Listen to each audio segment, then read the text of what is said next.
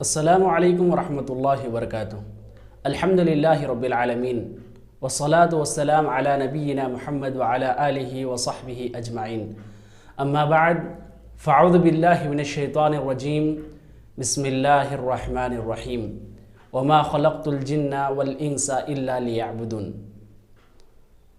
محترم سامعین کرام، اللہ تبارک و تعالیٰ نے اس دنیا میں ہر چیز، ہر مخلوق کو ایک اہم مقصد کے ساتھ پیدا کیا ہے۔ ان تمام مخلوقات کے درمیان اللہ تبارک و تعالیٰ نے ہم انسانوں کو اشرف المخلوقات کا مقام عطا کیا ہے۔ جب انسان تمام مخلوقات پر فوقیت رکھتا ہے، مقام رکھتا ہے، اس کی الگ شان ہے، تو اسی طرح اس کے مقصد کی بھی الگ شان ہوگی، اس کا مقصد بھی اتنا ہی اہم ہوگا۔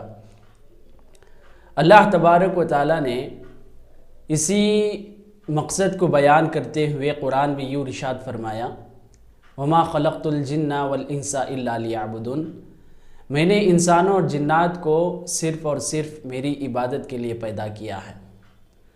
اگر ہم اس آیت کی تفسیر پڑھیں گے، جس میں امام ابن کثیر رحمہ اللہ لکھتے ہیں کہ وہ اللہ تبارک و تعالیٰ کو ایک مان کر اس کی عبادت کرے، تو میں آج کی اس ویڈیو میں آپ کے سامنے توحید کے متعلق چند اہم باتیں رکھنے کی کوشش کروں گا، جو کہ ہر انسان کے لیے، خاص طور پر مسلمان کے لیے بہت ضروری ہے کہ وہ عبادت کرتا ہو تو کیسی اس کی عبادت ہے، اور اس کی عبادت اور اللہ تبارک و تعالیٰ کے درمیان کتنا گہرا تعلق ہے، اور عبادت کیسی ہونی چاہیے، اس کے متعلق اللہ تبارک و تعالیٰ قرآن میں اور رسول اللہ صلی اللہ علیہ وسلم حدیث میں کیا کچھ فضیلتیں ہو یا کیا کچھ احکامات ہو بیان کیے ہیں، مختصر انداز میں آپ کے سامنے پیش کروں گا۔ اگر ہم قرآن پڑھیں گے، اس میں ہم دیکھ سکتے ہیں کہ اللہ تبارک و تعالیٰ نے ایک اہم اور جامع سورہ نازل کیا، اور یہ سورہ اس وقت نازل ہوا جب کفار اور مشرکین مکہ اللہ کے رسول صلی اللہ علیہ وسلم کو سوال کرتے ہیں کہ اللہ کون ہے، تو اس وقت اللہ تبارک و تعالیٰ نے سورۃ الاخلاص کو نازل کیا۔ جیسا کہ ہر چھوٹا چھوٹا بچہ بھی سورۃ الاخلاص کو جانتا ہے، پڑھتا ہے، اسے سمجھنے کی بھی کوشش کرنا چاہیے۔ یہیں پر اصل غلطی ہو رہی ہے کہ سب یاد تو کر لیے، سب پڑھتے تو ہیں، مگر اس کو نہیں سمجھے، جس کی وجہ سے اگر 100% مسلمان ہیں تو صرف اور صرف ہم بات کریں تو 1 سے 5% تک توحید پر قائم لوگ ہیں، اکثریت شرک میں مبتلا ہیں۔ تو اللہ تبارک و تعالیٰ اس صورت میں کہتا ہے، قل هو اللہ احد، اے محمد صلی اللہ علیہ وسلم کہہ دو کہ اللہ تبارک و تعالیٰ ایک ہے۔ اللہ الصمد، اللہ بے نیاز ہے۔ لم یلد ولم یولد، نہ ہی اللہ تبارک و تعالیٰ کو کوئی پیدا ہوا اور نہ ہی اللہ کسی سے پیدا ہوا ہے۔ ولم یکن لہ کفوا احد، اور اللہ تبارک و تعالیٰ کے برابر کوئی نہیں ہو سکتا۔ محترم سامعین اکرام، اللہ تبارک و تعالیٰ کی توحید انسان کی زندگی کا اہم مقصد ہے۔ توحید سے ہی انسان اپنے رب سے تعلق جوڑ سکتا ہے۔ اگر انسان توحید چھوڑ دے تو کئی ایسے معبودان باطلہ آج موجود ہیں، کئی ایسے بت موجود ہیں، کئی ایسے دوسرے عبادت گاہ موجود ہیں جہاں پر اپنے اپنے طور سے انسان اپنا اپنا رب اور اپنا اپنا معبود بنا چکا ہے۔ تو صرف اور صرف توحید ایک ایسا راستہ ہے جو اصل حقیقی معبود تک ہم کو پہنچاتا ہے۔ تو اس وجہ سے ہم توحید کو پہچاننا بے حد ضروری ہے۔ توحید کو پہچانے بغیر ہماری عبادت بھی قابل قبول نہیں ہے۔ اللہ کے رسول صلی اللہ علیہ وسلم نے کہا کہ میں شرک اصغر سے ڈرتا ہوں، شرک اصغر ریاکاری ہے۔ یہاں پر انسان اللہ کی عبادت کرتا ہے، اس کے باوجود صرف کوئی ایک بھی اسے دیکھتا ہو، اس کے سامنے کوئی دیکھ رہا ہو، اس بات کا خیال اس کے اندر آ جائے اور اس نیت سے وہ اپنی نماز اور اپنی عبادت کو اچھا کر کے پڑھے، تو اللہ کے رسول صلی اللہ علیہ وسلم نے اس عبادت کو بھی ناقابل قبول قرار دیا ہے۔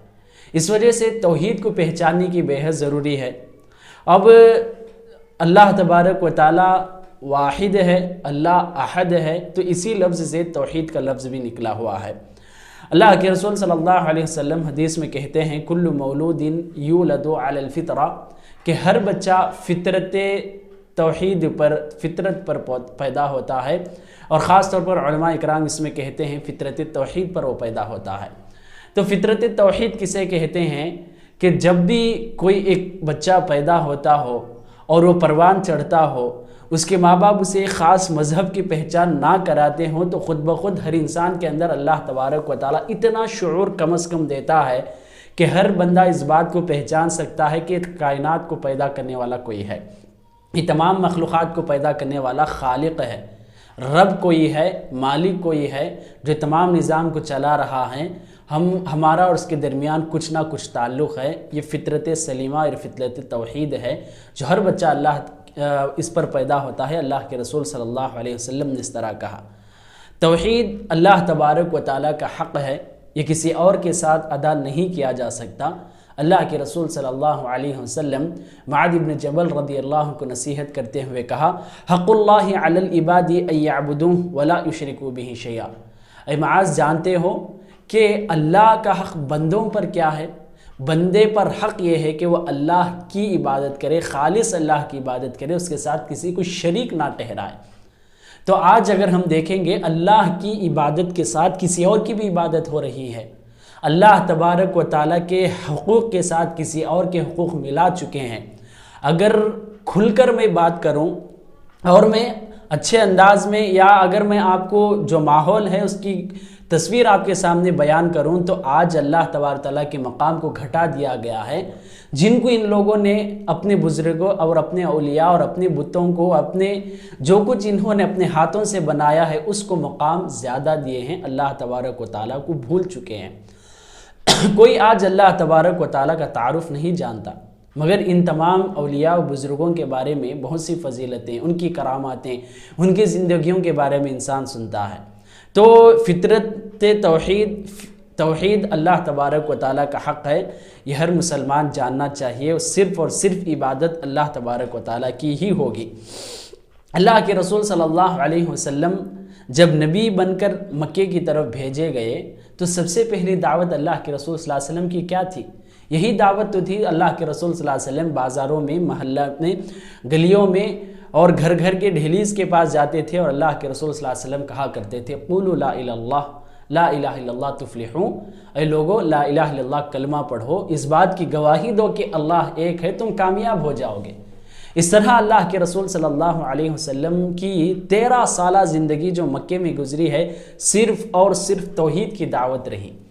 تو ہم اس اللہ کے رسول صلی اللہ علیہ وسلم کی 13 سال کی محنت پر ہم غور کریں گے تو یہ بات ہم کو واضح ہوتی ہے، اس کی اہمیت سمجھ میں آتی ہے کہ توحید کتنی اہم چیز ہے، جو آج ہم اپنی عبادتوں میں کسی اور کو شریک ٹھہراتے ہیں، یہ کتنی غلاظت اور کتنی برائی ہے، اور اللہ تبارک تعالیٰ کے ساتھ کتنا بڑا ظلم ہے۔ اور اسی کے متعلق اللہ کے رسول صلی اللہ علیہ وسلم نے کہا کہ من قال لا الہ الا اللہ خالصا دخل الجنہ، جو کوئی دل سے لا الہ الا اللہ، اللہ ایک ہے، اللہ کے سوا کوئی معبود نہیں، اس بات کی اگر کوئی گواہی دیتا ہو، اللہ تعالیٰ اسے جنت میں داخل کرتا ہے۔ ہر انسان، خاص طور پر مسلمان کی کامیابی وہی کامیابی جو جنت میں داخل ہونے کے بعد ہے۔